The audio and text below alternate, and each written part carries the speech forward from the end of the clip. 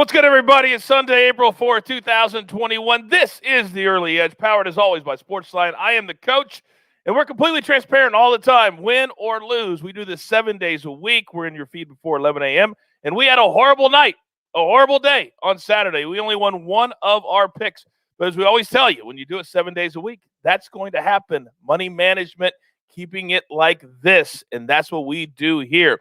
Obviously, we're heading into Masters Week, all kinds of content for you throughout the First Cut podcast here on The Early Edge. We're going to have stuff basically every single day. Also, prop games are back. That's right. The world's best golfers are teeing it up in Augusta this coming week, and we have an opportunity for you to win big bucks without even hitting a tee shot. You can win up to $250,000 playing our props game this week by visiting cbssports.com/props or by downloading the CBS Sports app.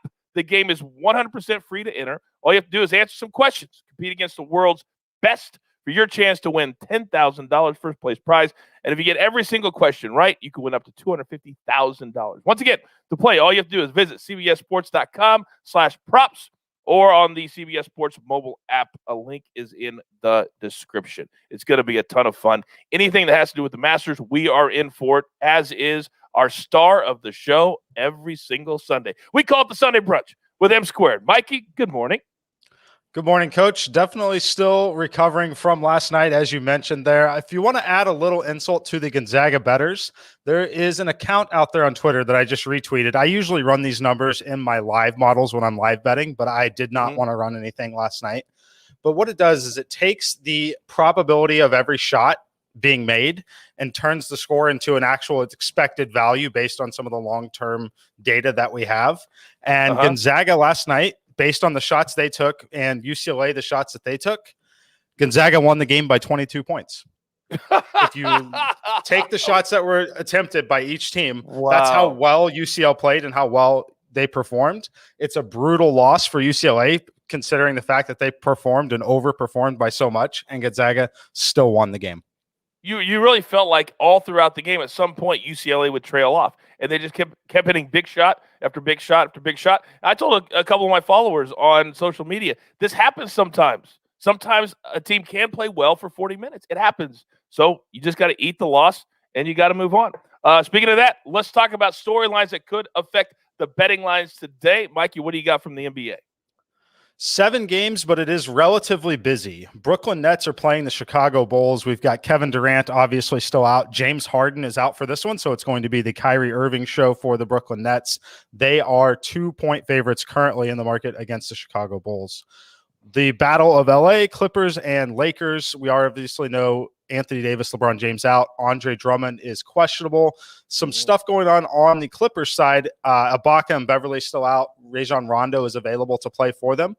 Due to the fact that the spread is so large and we've seen things happen on Sundays, pay attention here, because I think it wouldn't shock anyone at all if either Paul George or Kawhi Leonard ended up sitting this game late. Absolutely. As it's one where they're double-digit favorites. They should win the game either way. So pay attention to that. It is an afternoon game. We should have some of that news relatively soon, but definitely one you want to pay attention to there.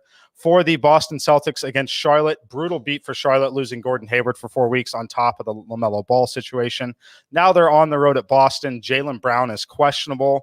It wouldn't shock me if he sits. He has sat quite a few times in this similar situation. For the Philadelphia 76ers, Joel Embiid, questionable to play. He returned yesterday.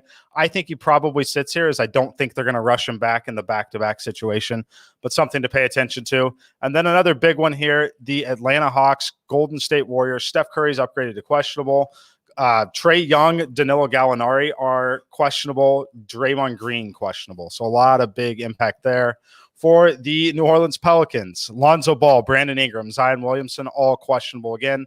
They've all sat the last 2 games, but again, questionable tags heading into tonight against the Houston Rockets.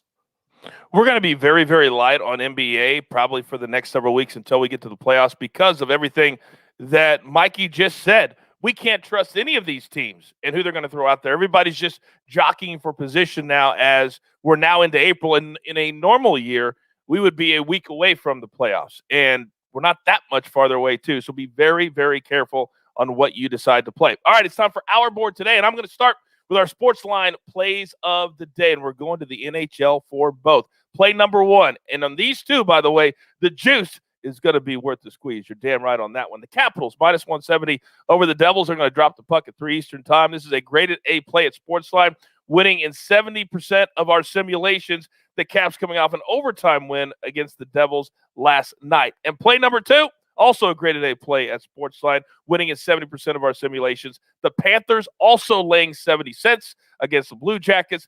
Panthers are on a 5-game winning streak. The Cats are 4-0-1 this season against Columbus already. How about we make that 5-0-1 after today? They dropped the puck at 5 Eastern time. All right, M squared, you know the drill. Give it to me. All right, Coach, let's go back to the Minnesota Twins. I like the minus 105 against the Milwaukee Brewers here. Michael Pineda on the mound. He's going to be one of the best options for starting pitching in terms of daily fantasy if you're playing that today. But he gets this Brewers team. They were the second. They struck out the second most in Major League Baseball last season, and obviously that is continuing. Last night, if you watched that game, they had 12 strikeouts by the 5th inning at that point. They are swinging and missing a ton. They're getting called out on strikes a ton here. I like Pineda in the spot. I like the Twins. It is an absolute pick 'em, minus 105 on both sides. I have them winning 53.5% of simulations. Again, this number should be at least minus 118, minus 120 is where it should be. So you're getting a good 15, 20 cents of value on the Twins here. Like them a lot in this spot. Second play, Cleveland Indians at the Detroit Tigers. Indians 0-2 to start the year. We saw them listed as minus 160, minus 170 favorites in the first 2 games. Coming back at minus 123 here in the finale on Sunday. I like them in this spot. I really like that they're facing a younger left-handed pitcher that we really don't have a ton of data on. I do like this Indians lineup against left-handed pitching. Obviously, we don't have Francisco Lindor in town anymore, but they do have a few platoon players that hit very well against left-handed pitching. This number is a little short.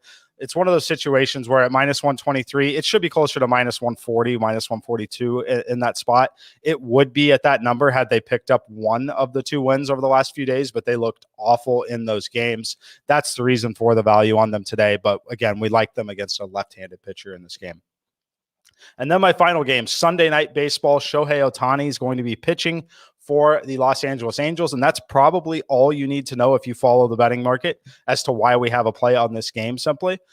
Anytime Ohtani is going to take the mound, especially in a situation like this where it's the first Sunday Night Baseball game of the year, you can bet that the line is going to be inflated in the betting market. It's one of the most public spots that there possibly could be, especially at this point already in the season. That's the reason why they're favored so much over the White Sox. I make the White Sox minus 105. You can grab them at plus 115 right now.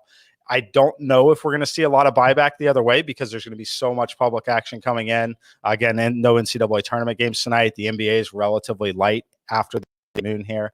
So I do think it's a very heavy public spot, but I do like the White Sox at plus 115 or better.